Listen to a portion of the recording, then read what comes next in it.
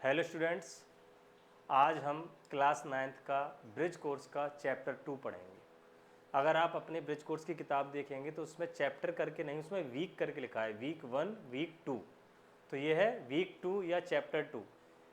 Chapter 1 हम पहले ही पढ़ चुके हैं, उसका मैंने वर्ड टू वर्ड ट्रांसलेशन, उसके जो नीचे क्वेश्चन आंसर्स दिए थे, उसकी जो ग्लॉसरी थी यानी शब्दकोश, वो हम पढ़ चुके हैं। और उसमें जो ग्रामर का जो पोर्शन दिया था नाउन, वो पढ़ चुके हैं। अब सेकंड चैप्टर है, सेकंड चैप्टर को वर्ड टू वर्ड ट्रांसलेशन पढ़ेंगे और उसके बाद उसके क्वेश्चन आंसर्स और उसके नीचे जो ग्रामेटिकल पार्ट दिया हुआ है उसको पढ़ेंगे। ठीक है, तो आज क्या चैप्टर क्या है? Chapter 2 class 9th bridge course. और ये जो हमारा मंच है, प्लेटफॉर्म है, इसका नाम है अध्ययन मंच। और अध्ययन मंच से अगर जुड़ेंगे तो अध्ययन मंच पे जुड़ने के कारण आपको ये समझ में आएगा कि पढ़ना मेरे साथ कैसे इजी होता जा रहा है। यानी कि आप जो पढ़ रहे हैं ना, आपको सरल समझ में आएगा। हमारी फैकल्टीज़ है अन्य विषयों के लेकर के भी, उनके भी वीडियोज़ आपके पास रेगुलर आएंगे। तो आप अध्ययन मंच से जुड़िए, इस प्लेटफॉर्म से जुड़िए, हमारा यूट्यूब चैनल अध्ययन मंच कैलारस को सब्सक्राइब करिए और जो वीडियो पसंद आए उसमें लाइक और कमेंट ज़रूर करिए। और हाँ, कोई डाउट हो तो ज़रूर कमेंट बॉक्स में लिखें। राइट,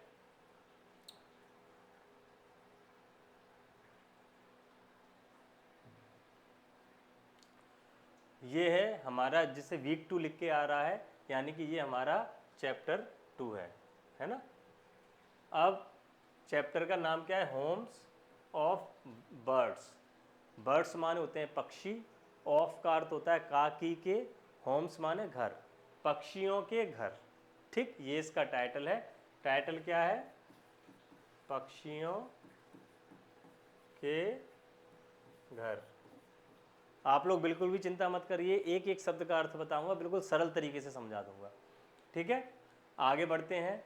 लेट्स रीड, चलो पढ़ते हैं। Just as man lives in houses, birds lives in nest. Just as, जैसे कि, मैन लिव्स इन हाउसेस, आदमी घरों में रहते हैं, बर्ड्स लिव इन नेस्ट, जो पक्षी होते हैं वो अपने घोंसलों में रहते हैं। लिव माने रहना, नेस्ट माने घोंसला, हाउस माने घर, मैन मतलब आदमी। ठीक है, जिस प्रकार आदमी घरों में रहता है उसी प्रकार जो पक्षी होते हैं वो घोंसलों में रहते हैं।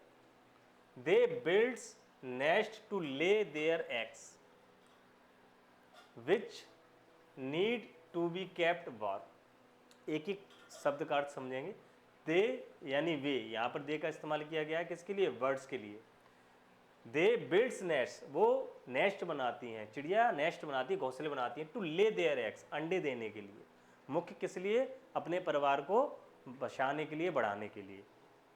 विच need to be kept warm, और उनको गर्म रखने की भी जरूरत होती है। आपने अक्सर देखा होगा चिड़िए जो अंडे देती हैं उसके ऊपर बैठी रहती हैं। क्यों? क्योंकि उसको वो वार्म कर रही हैं, गर्माहट दे रही हैं। बिना गर्माहट के जो अंडा होता है पोषित नहीं हो पाता है। तो इसमें लिखा हुआ है which need to be kept warm, जिनको गर्म करने की आवश्यकता होती है। Birds use many things, bird प्रयोग करती हैं कई चीज़ें। मैनी माने कई, थिंग्स माने चीज़ें, वस्तुएं। टू मेक, बनाने के लिए, देयर नेस्ट, अपने घोंसलों को बनाने के लिए कई चीज़ें प्रयोग करती हैं। एंड दे मेक, और वो बनाती हैं, देम, उनको, इन डिफरेंट प्लेसेस, अन्य अन्य स्थानों पर। वो घोंसले बनाने के लिए विभिन्न प्रकार की वस्तुओं का इस्तेमाल करती हैं और विभिन्न विभिन्न जगहों पर बनाती हैं। कौन सी विभिन्न जगह? पढ़ते हैं।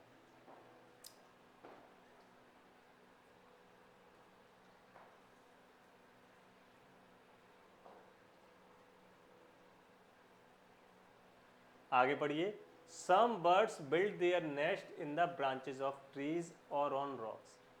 कुछ पक्षी बनाते हैं अपने घोंसले in the branches of trees, पेड़ों की ब्रांचेज पर, ब्रांच माने शाखाएं, टहनियाँ, और ऑन रॉक्स, और कुछ चट्टानों पर घोंसले बनाती हैं। जैसा पक्षी होता है उस प्रकार से वो अपने घोंसले बनाते हैं। दीज नेस्ट में लुक अनसेफ, अनसेफ माने असुरक्षित। ये जो घोंसले होते हैं दिखने में आपको लग सकता है कि अनसेफ है, असुरक्षित हैं, but they are quite strong, लेकिन वो पर्याप्त मजबूत होते हैं। स्ट्रॉन्ग माने पर्याप्त, क्वाइट मतलब पर्याप्त, मतलब क्वाइट स्ट्रॉन्ग मतलब अच्छे खासे मजबूत होते हैं। एंड कंफर्टेबल, और आरामदायक भी होते हैं। कंफर्टेबल मतलब आरामदायक, कंफर्ट से शब्द बना है comfortable. In fact some eagles use the same nest year after year. In fact मतलब वस्तुतः कुछ ईगल्स तो ऐसे होते हैं जो एक ही नेस्ट को ईयर आफ्टर ईयर, और एक साल नहीं और अन्य सालों में इस्तेमाल करते हैं। एक साल के बाद दूसरे साल के बाद तीसरे साल, है ना। यहाँ पर ये फुल स्टॉप थोड़ा गलत लग गया, यहाँ फुल स्टॉप नहीं आएगा, year after year full stop यहाँ आएगा, ठीक है। ईयर आफ्टर ईयर, सालों दर साल वो इस्तेमाल करते हैं। Swallows and Martins make their nest out of mud. ये दो पक्षी हैं, स्वेलो और मार्टिन। क्या नाम है? स्वेलो, स्वेलोज को कहते हैं अबाबील, हिंदी में उसका अर्थ होता है अबाबील पक्षी। और मार्टिन, मार्टिन को भी इसको कहते हैं अबाबील, और मार्टिन को मार्टिन ही कहते हैं, ठीक है। मार्टिन को क्या कहते हैं? मार्टिन। ये दोनों जो पक्षी होते हैं ये अपने घोंसलों को आउट ऑफ मड, मड से बनाते हैं। मड माने क्या होता है? मिट्टी, कीचड़, जो गीली मिट्टी होती है ना, उसको ला ला कर गीली मिट्टी को चुपका चुपका के अपने घर को बनाते हैं। जिस प्रकार हम अपने घरों में मिट्टी के घर पहले बनते थे, आज भी कई जगह हैं, गीली मिट्टी लगाते हैं उसके बाद सूखती है, ऐसे ये गीली मिट्टी का इस्तेमाल करते हैं, मड का इस्तेमाल करते हैं। So they have to build them in a safe place away from the rain. इसलिए चूंकि ये मड से बनाते हैं तो ये इनको अपने बिल्ड यानी बनाने पड़ते हैं उनको सेफ प्लेस, सुरक्षित जगह पे। किससे सुरक्षित? अवे फ्रॉम द रेन, बरसात से सुरक्षित, क्योंकि वो गीला हो जाएगा, मिट्टी गीली हो जाएगी तो घर रहस जाएगा, टूट जाएगा। तो उनको सुरक्षित जगह ऐसी ढूंढनी पड़ती है बरसात का पानी ना आए। द टेलर बर्ड, अच्छा एक और बर्ड है टेलर, TAILOR। टेलर माने क्या होता है जानते हैं? दर्जी, जो कपड़े सिलता है। इसका नाम टेलर इसलिए पड़ा है क्योंकि ये सिल्क के घर बनाता है, पत्तों को सिल्क, इसमें आगे आएगा। Tailor bird sew leaves together to make its nests. ये क्या करता है? टेलर बर्ड्स ये जो घोंसला होता है उसको ऐसे पत्तों को गोल करके उसको सिल देता है, उसमें घोंसला बनाता है। अभी मैं आपको डायग्राम दिखाऊंगा, इसके पिक्चर दिखाऊंगा सारे पक्षियों की, ठीक है। Other make their nest from grass, और जो अन्य पक्षी होते हैं वो ग्रास का इस्तेमाल करके, घास का इस्तेमाल करके बनाते हैं अपने नेस्ट को, घोंसलों को, ठीक है। यहाँ तक समझ में आ गया? मुझे उम्मीद है आपको समझ में आ गया होगा। कोई डाउट हो तो आप कमेंट बॉक्स में लिख देना। आगे बढ़ते हैं।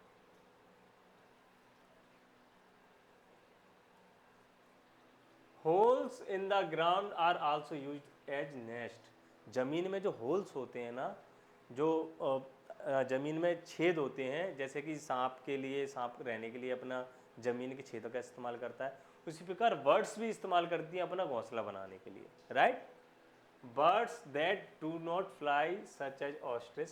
कुछ बर्ड्स जो उड़ नहीं पाते, जैसे कि ऑस्ट्रिच। ऑस्ट्रिच एक पक्षी है, ऑस्ट्रिच एक ऐसा पक्षी है जो उड़ नहीं पाता, उसके पंख होते हैं लेकिन उड़ नहीं पाता। इसको हिंदी में कहते हैं शुतुरमुर्ग। आपने नाम भी सुना होगा शुतुरमुर्ग। विशाल पक्षी होता है और ऐसा कहते हैं कि इसकी ठोकर से इंसान मर भी सकता है, पैर की ठोकर से, इतना शक्तिशाली होता है। Dig holes in the ground to lay their eggs. ये क्या करते हैं? होल डिग करते हैं, जमीन में गड्ढा खोदते हैं ग्राउंड में और वहां पर अंडे देते हैं। And to see that their young ones come no harm. और ये पर्याप्त ध्यान देते हैं कि उनके बच्चों पर या उनके अंडों पर कोई नुकसान ना हो पाए। द किंगफिशर, किंगफिशर भी एक पक्षी है। किंगफिशर, हिंदी में इसको कहते हैं रामचिरैया, रामचिरैया, ठीक। Cuts a tunnel into the river bank. ये कहाँ घोंसला बनाती है? रिवर बैंक, रिवर माने नदी, बैंक माने किनारा। नदी के किनारे पर टनल खोदकर, टनल माने होती है सुरंग, सुरंग सी खोद करके ये किंगफिशर वहाँ पर अपना घोंसला बनाती है। पैरेट्स यानी तोते, डव्स यानी सफ़ेद कबूतर, सम आउल्स, आउल माने उल्लू, do not build nest at all.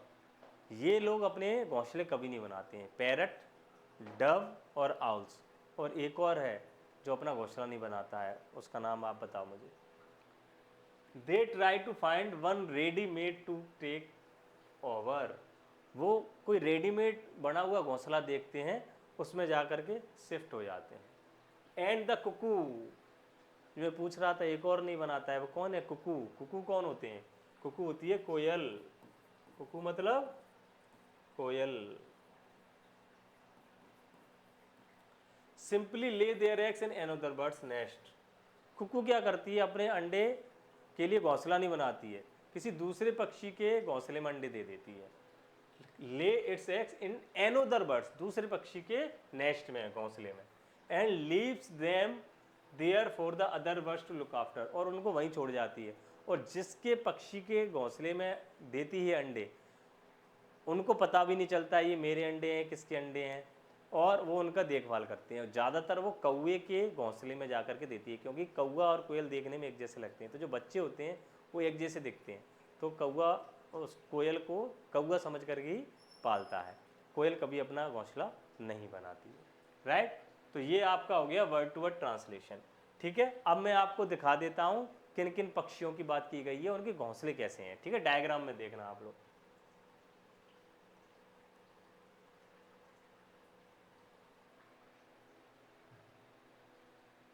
ये देखिए, ये है ऑस्ट्रिच।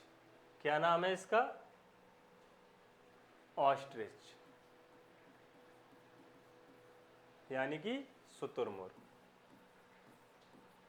इसको देख के आपको समझ में आ रहा है ना कितना बड़ा प्राणी है, पैर इसके कितने मजबूत हैं, देख रहे हो? इस पैर की ठोकर से इंसान मर सकता है, बहुत मजबूत है। क्योंकि ये बड़ा है, विशाल है, इसके पंख इतने शक्तिशाली नहीं कि इसको उड़ा सकें, क्योंकि ये भारी है, इसलिए पक्षी है लेकिन उड़ नहीं पाता है। ठीक है, ये एक जीएस का क्वेश्चन भी हो सकता है, ऐसे पक्षी का नाम बताओ जो उड़ नहीं सकता। ऑस्ट्रिच। ठीक,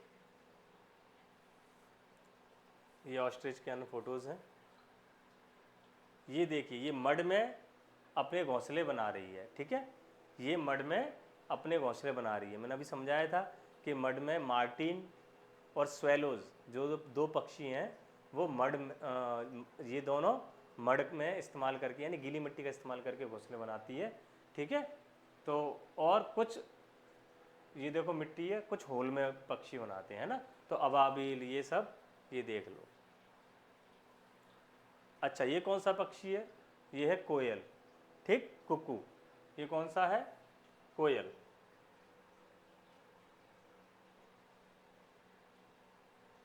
कोयल। ठीक है, ये कोयल पक्षी है। ये घोंसला ही नहीं बनाती है, दूसरे पक्षी की जाकर घोंसले में जाकर के अंडे देती है। ठीक है, आगे बढ़ते हैं। ये देखिए, टेलर। टेलर बर्ड, टेलर का अर्थ होता है दर्जी।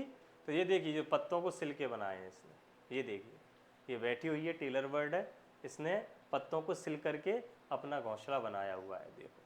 ठीक है, तो इसको इसलिए टेलर नाम पड़ा है इसका। राइट, ये देखिए, ये कौन सा पक्षी है? आप लोग पहचान बताइए, आपका होमवर्क है ये। आपको जो पढ़ाया है उसी में से एक पक्षी है, आप बड़े आराम से पहचान सकते हैं। ठीक है, अभी दिमाग लगा लो कौन सा पक्षी है। मार्टिन, दिख गया। कौन सा पक्षी है? मार्टिन, इसमें दिख गया आपको। वैसे कमेंट बॉक्स में लिखना चाहिए था आपको। नेक्स्ट बढ़ते हैं, बस इतना है, देखो। ठीक है, ये मार्टिन पक्षी हो गया। जो मार्टिन पक्षी है ना, अली बाबा पक्षी की प्रजाति का है। या स्वेलोज और मार्टिन एक ही प्रजाति के दो पक्षी होते हैं। ठीक है, दोबारा देख लो, टेलर, ये आपकी कोयल, ये देखो नीले पंखों, और जो ग्राउंड में नेस्ट बनाती है। ठीक है, और ये आपका ऑस्ट्रिच। ठीक है, बाकी उसमें पैरेट आया था, आप लोग जानते हैं, तोता, डव, सफ़ेद कबूतर आप लोग जानते हैं, डव का पहला चैप्टर भी हमने पढ़ा था। ठीक है, और आउल, उल्लू, ये भी आपने देखे होंगे ज़रूर। तो ये आपका पहला chapter word to word translation है। नेक्स्ट वीडियो में आपको इसके क्वेश्चन आंसर्स मैं कराऊंगा, और थर्ड वीडियो में इसके मैं ग्रामेटिकल पोर्शन कंप्लीट करेंगे।